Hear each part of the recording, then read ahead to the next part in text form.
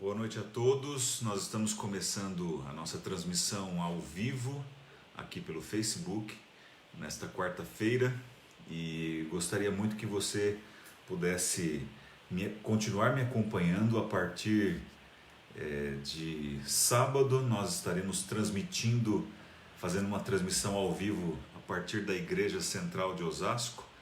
Então nós vamos utilizar alguns outros canais aqui para transmissão. Num primeiro momento eu vou usar aqui o meu perfil aqui de Facebook também, mas nós vamos migrar aqui para um canal provavelmente no YouTube e aí vai facilitar também o seu acesso, tá bom? Então a partir de sábado nós faremos as transmissões ali da Igreja Central de Osasco. São todos muito bem-vindos, estão chegando aqui a Sheila, a irmã Cida aqui do Espírito Santo, Sebastião, a Stephanie, a Isinete, são todos bem-vindos. A Regina também está por aqui, felicidade de ter vocês aqui, tá bom? Vânia também, boa noite Vânia, seja bem-vinda. Sirene, tudo bem Sirene, sempre me cumprimentando aqui, é uma alegria ter vocês aqui. Sérgio, vamos lá. Vamos para a oração. A minha esposa está aqui agora, ela vai facilitar aqui a vida, vai compartilhar o link aqui nos grupos da igreja. Tá bom? Vamos fazer uma oração para a gente poder seguir aqui com o texto bíblico nesta noite. Fica comigo aqui, vai ser bem rápido, 8h30 você já está dispensado aqui desse encontro virtual, tá bom? Vamos orar? Querido Deus, muito obrigado, Senhor, pelas tuas bênçãos. Nós louvamos ao Senhor pelo dia de hoje e porque o Senhor tem dirigido a nossa vida, o Senhor é o nosso Pai, o Senhor é o nosso Rei e nós pedimos a iluminação do Espírito Santo nesta hora para que juntos possamos estudar o capítulo 8, ali os primeiros versículos hoje e depois nós vamos continuar sábado dentro do capítulo 8 ainda.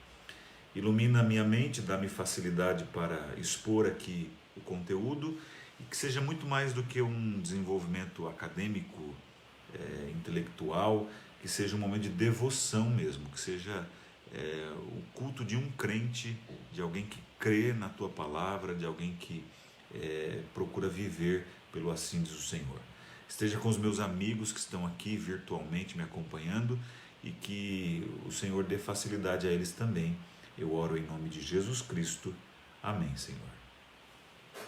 Convido você para abrir aqui a sua Bíblia no capítulo 8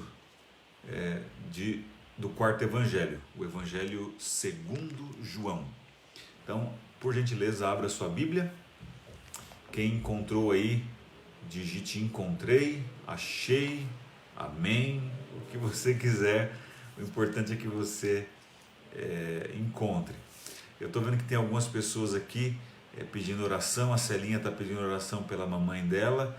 Nós vamos orar aqui ao final também pelos pedidos de oração. E eu vou, em particular, curtir todos os comentários que vocês fizerem aqui.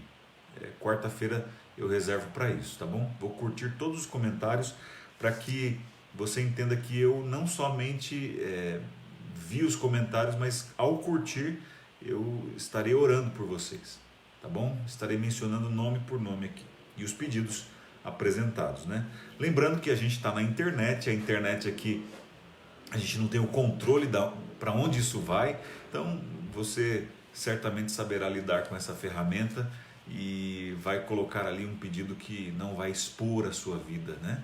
Mas que você certamente teria condições de compartilhar publicamente mesmo. João capítulo 8. João capítulo 8. Eu estou vendo aqui gente falando que está com saudade, a Cíntia está com saudade. Sábado eu estarei na igreja. É uma pena que a gente ainda não tem a igreja aberta para os cultos presenciais, né? Então eu não vou poder receber você lá na igreja, né? Queria muito, mas por enquanto a gente vai transmitir da igreja porque eu sei da sua saudade de estar ali naquele lugar. Então você vai poder matar um pouco da saudade olhando, me vendo pregar a partir da igreja, tá bom? Então vai aliviar um pouco talvez ali a questão da saudade, né? João 8, capítulo 1, tá bom? Capítulo não, versículo 1, vamos lá? Jesus, entretanto, foi para o Monte das Oliveiras. Esse é o primeiro versículo. E por que ele fala Jesus, entretanto, foi para o Monte das Oliveiras? Porque no versículo anterior, capítulo 7, versículo 53, diz assim: e cada um foi para a sua casa, e Jesus foi para o Monte das Oliveiras. É por isso, tá? Jesus, entretanto, foi para o Monte das Oliveiras. De madrugada voltou novamente para o templo, e todo o povo ia ter com ele. E assentado os ensinava. Os escribas e fariseus trouxeram à sua presença uma mulher, surpreendida em adultério, e fazendo-a ficar de pé no meio de todos, disseram a Jesus: Mestre, esta mulher foi apanhada em flagrante adultério, e na lei nos mandou Moisés que tais mulheres sejam apedrejadas. Tu, pois, o que dizes? Isto diziam eles, tentando-o para terem de que o acusar. Mas Jesus, inclinando-se, escrevia na terra com o dedo. Como insistissem na pergunta, Jesus se levantou e lhes disse: aquele que dentre vós estiver sem pecado, seja o primeiro que lhe atire pedra. E tornando a inclinar, continuou a escrever no chão. Mas ouvindo eles esta resposta, e acusados pela própria consciência, foram se retirando um por um, e a começar pelos mais velhos até aos últimos, ficando só Jesus e a mulher no meio onde estava. Erguendo-se Jesus e não vendo a ninguém mais além da mulher, perguntou-lhe: mulher, onde estão os teus acusadores? Ninguém te condenou? Respondeu ela: ninguém, Senhor. Então lhe disse Jesus: nem eu tampouco te condeno. Vai e não peques mais. Esse texto é um texto muito bonito. Essa história é verdadeira. E por que eu estou dizendo isto?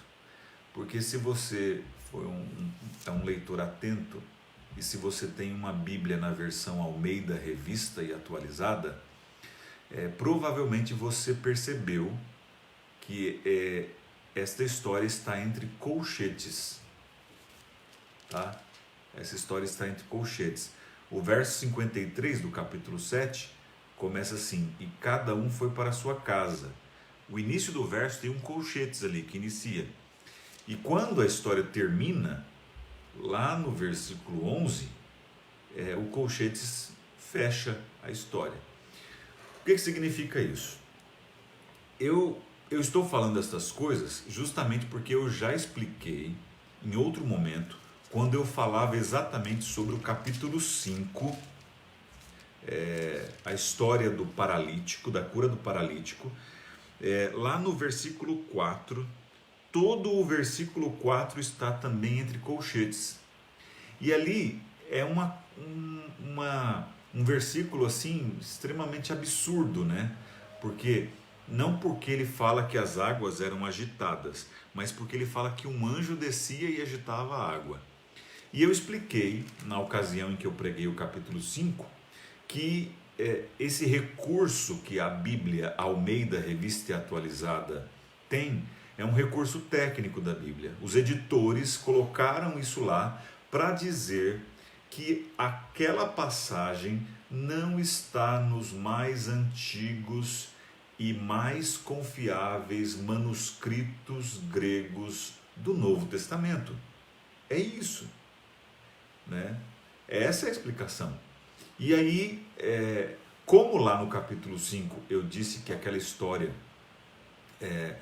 o anjo não descia, que aquilo ali era uma lenda, que na verdade era uma história que se contava para tentar explicar o porquê que as águas eram agitadas, e aí um copista fez uma nota marginal ali, uma tipo nota de rodapé, tentando explicar o porquê que as pessoas pulavam na água, porque havia uma lenda. Então ele colocou essa nota e depois essa nota provavelmente foi deslocada, provavelmente não, foi deslocada para dentro do texto. E as pessoas quando leem pensam que é verdade aquilo, né? Mas lá de fato tem a questão de que não está nos mais antigos e mais confiáveis manuscritos gregos do Novo Testamento, mas também tem o fato de não ser verdade a história. Até porque não é o modus operandi de Deus, né? Deus dificilmente, aliás, Deus não compactua com a meritocracia, porque quem chegasse ao tanque certamente é o menos doente, né? Então é o menos necessitado, vamos dizer assim. Então Deus não trabalha desta maneira, seria uma injustiça por parte de Deus, Deus não age dessa maneira. No entanto, essa história da mulher apanhada em adultério, ela é uma história verdadeira, né? Ela só não está de fato nos mais antigos e mais confiáveis manuscritos bíblicos, mas isso não quer dizer que ela não seja verdadeira.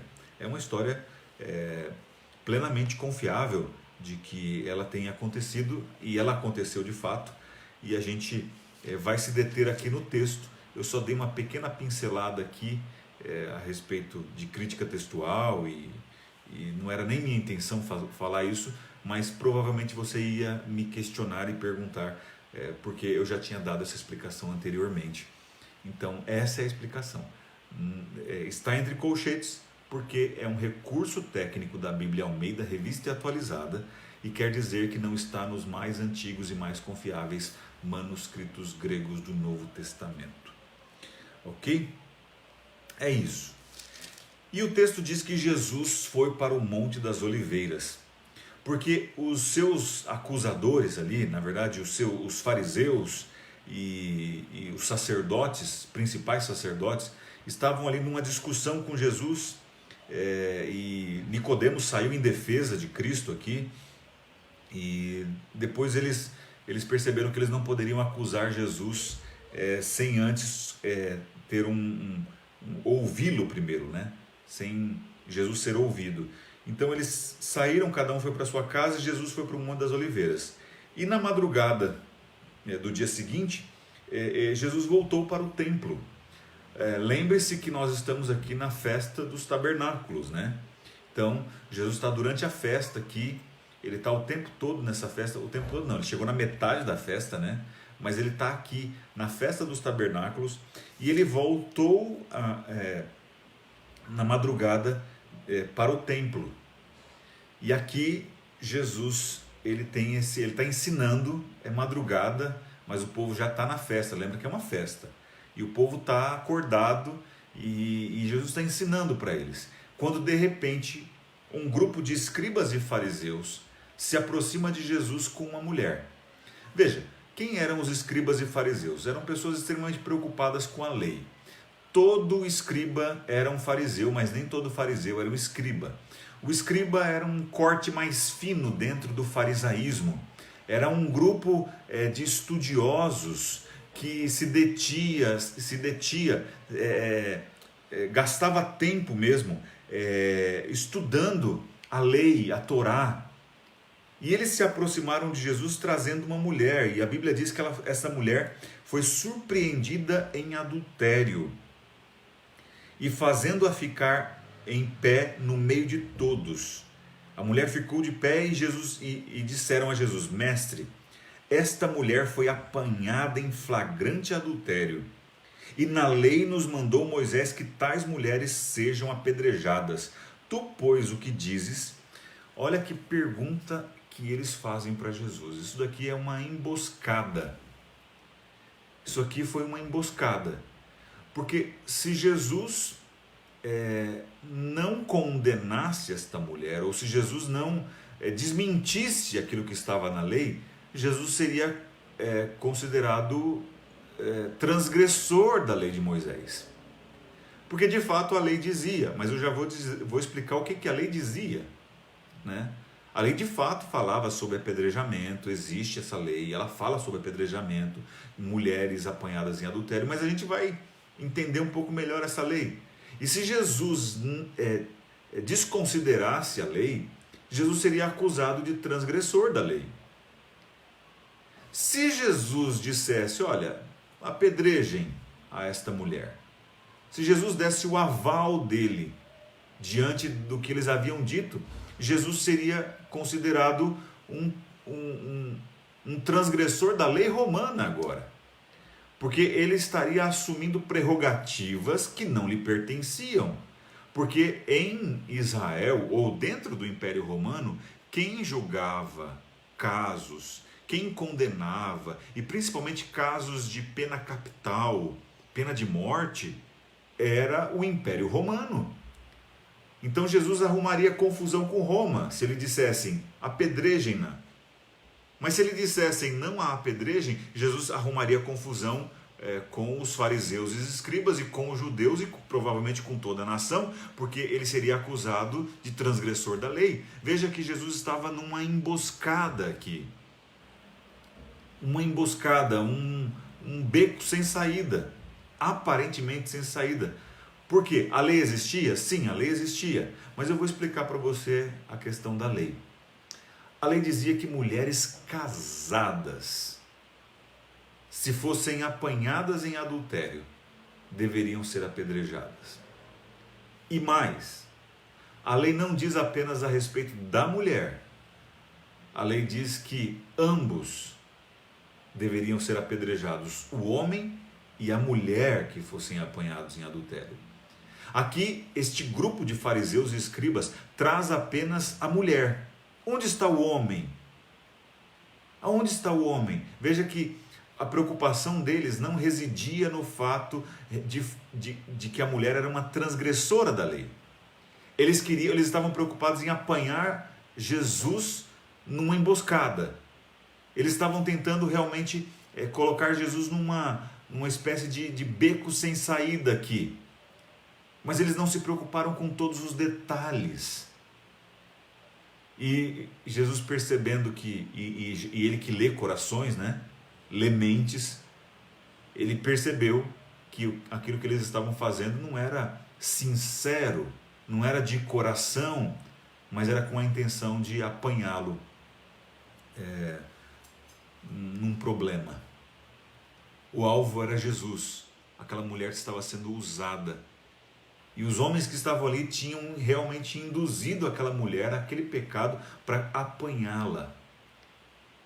E mais, a lei dizia que o marido é que deveria levar a queixa-crime, a queixa do pecado. Aqueles homens não podiam fazer aquilo. Eles estavam transgredindo também a lei ao fazerem aquilo, porque a lei dizia que o marido deveria levar a queixa diante dos líderes. Não eram eles não podiam levar aquela queixa, eles não tinham essa autoridade, eles não tinham essa autorização, eles não podiam ter feito aquilo. Era o marido que deveria levar a queixa diante da liderança, a mulher deveria estar presente e o adúltero também deveria estar presente. Era isso. E esses homens aqui chegam com esta mulher diante de Jesus. E o verso 5 diz assim: na lei nos mandou Moisés que tais mulheres sejam apedrejadas. Tu, pois, o que dizes? Repito, se Jesus tivesse dito apedrejem-na, Jesus seria considerado uma espécie de transgressor da lei romana. Porque casos de pena capital ou de qualquer outro tipo de penalidade só poderiam ser julgados pelos romanos. Lembrem-se, Israel estava debaixo do jugo do Império Romano no primeiro século. Então, se Jesus diz, podem apedrejar a mulher, Jesus arrumaria confusão com os romanos. Seria considerado um transgressor das leis civis do Império. Se Jesus disse, olha, não apedrejem a mulher, ele seria considerado um transgressor da lei mosaica. A natureza humana é muito interessante. Neste caso aqui, bastante corrompida. Eles arrumam essa emboscada para pegar Jesus. Mas como diz Walter Wink, se Jesus nunca tivesse existido, nós não teríamos como tê-lo inventado. Jesus aparentemente se porta de maneira absoluta. A palavra absoluto ou absoluta vem do latim, que significa todo solto. Ab, todo soluto. Todo solto. Jesus não está preso às ideias humanas. Jesus se porta de maneira soberana mesmo.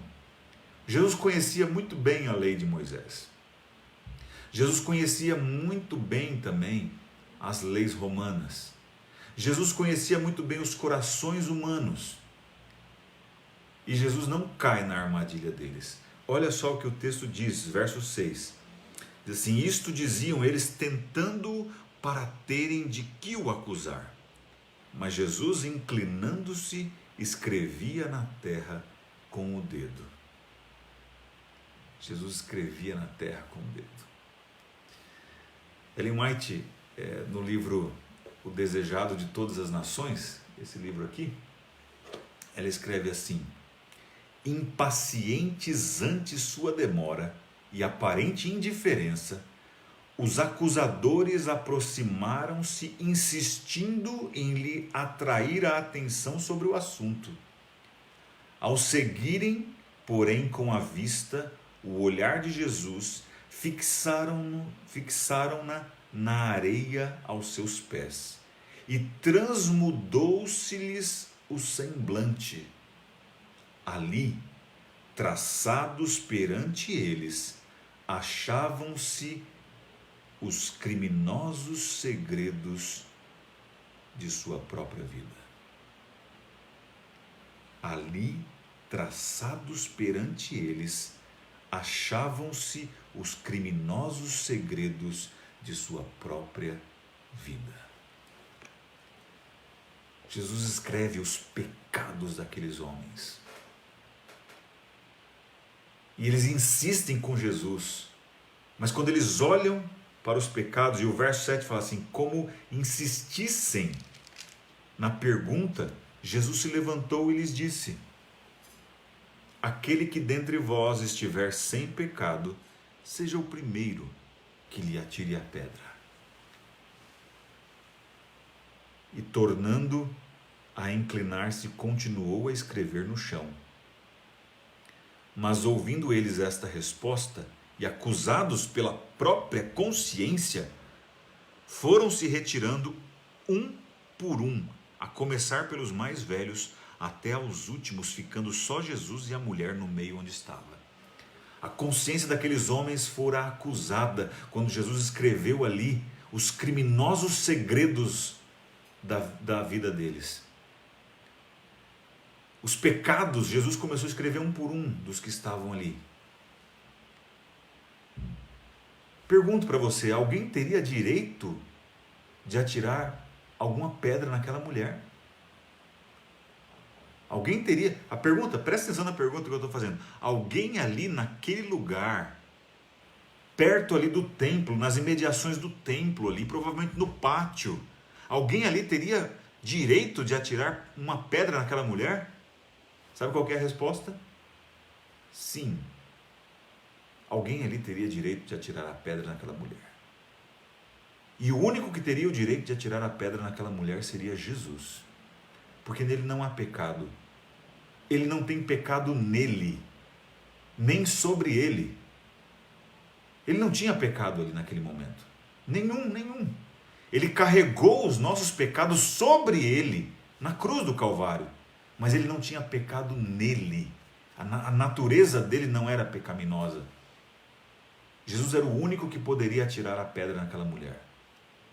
Mas ele não fez isso. Ele não fez isso. E o verso 10 diz assim: erguendo-se Jesus e não vendo a ninguém mais além da mulher, perguntou-lhe: mulher, onde estão aqueles teus acusadores? Olha que incrível. Jesus é fantástico, assim, é demais, assim, é muito para a gente poder entender.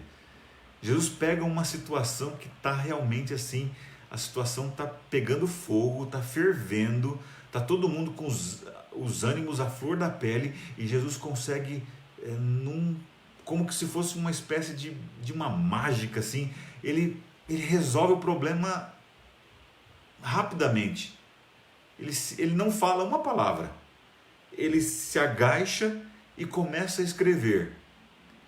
E como ele sabe os segredos da alma, como ele sabe os segredos do coração, ele começa a escrever os pecados daqueles homens. E eles saem dali envergonhados, acusados pela própria consciência. E Jesus pergunta: onde estão os teus acusadores? Ninguém te condenou? E a mulher responde: ninguém, Senhor. Então lhe disse Jesus: nem eu tampouco te condeno. Vai e não peques mais. Jesus não Jesus é complacente, mas ele não é conivente com o pecado. Jesus ama profundamente o pecador, mas ele odeia o pecado. Ele não compactua com o pecado. Ele fala para a mulher: eu tampouco te condeno. Vai e não peques mais. Irmãos, amigos, essa mulher aqui provavelmente pecou, né? Eu não vou nem entrar na identidade dessa mulher, porque tem muita coisa para falar sobre isso, né? Quem sabe em um outro momento a gente fale sobre a identidade desta mulher aqui, né? É bem interessante, é um estudo um pouco mais detalhado, porque a gente não consegue assim de primeira acertar. Os textos estão espalhados e não estão em ordem cronológica nos 4 evangelhos, mas é possível a gente identificar quem é esta mulher. E ela provavelmente pecou, voltou a pecar. Mas o grande segredo da vida é que mesmo que você peque, mesmo que você caia, Jesus sempre estará com as mãos estendidas para te resgatar. E essa minha fala não é irresponsável. Eu não estou te ensinando que você tem carta branca para pecar, não é isso. Eu simplesmente estou te dizendo que mesmo que você peque, Jesus continuará te amando. Não há nada que você faça para Deus te amar menos. E não há nada que você faça para Deus te amar mais. Ele te ama e ponto final. No entanto, Ele deseja que você procure viver próximo dEle. E viver uma vida mais parecida com a vida dEle. A minha oração nesta noite é para que o teu coração possa encontrar descanso em Deus. Santo Agostinho, ele escreveu: meu coração foi criado para ti, e ele só encontrará descanso quando descansar em ti. Que você encontre descanso. Talvez você esteja buscando prazeres, talvez você esteja buscando satisfazer os desejos do seu coração. No entanto, Deus quer que você coloque o seu coração bem pertinho do coração dele. Vamos orar? Vamos orar. Essa história por si só já cala fundo no nosso coração, né? Ela fala muito sobre a redenção humana mesmo. E Jesus veio para te redimir, para tirar você da situação em que você está e te colocar num patamar elevado, né?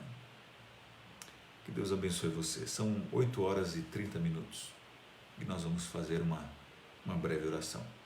Sábado que vem eu vou esperar você através aqui do meu perfil também, mas eu estarei com um outro fundo aqui. Não terá mais a minha biblioteca, os meus livros aqui, mas nós teremos a Igreja Central de Osasco. Ok? Posso orar com você? Senhor, muito obrigado pela vida. Obrigado pelas boas dádivas que o Senhor nos concede.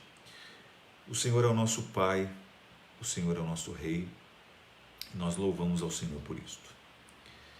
Fica conosco nesta noite e com cada amigo que está aqui. Senhor, remapeie os circuitos neurais, reprograme os caminhos do prazer na nossa mente, que possamos gostar, amar aquilo que o céu ama, que possamos gostar do estudo da Bíblia, que possamos gostar da oração. Fica conosco e traga até nós o perdão do céu. Provavelmente alguns que estão me assistindo e me ouvindo, ou que me ouvirão no futuro, precisarão muito desta palavra e precisarão muito de ouvirem do Senhor: tampouco eu te condeno, vai e não peques mais. Por Jesus Cristo eu oro e agradeço. Amém, Senhor. Amigos, obrigado. Deus abençoe vocês, viu? Ótima noite. Um beijo, até sábado.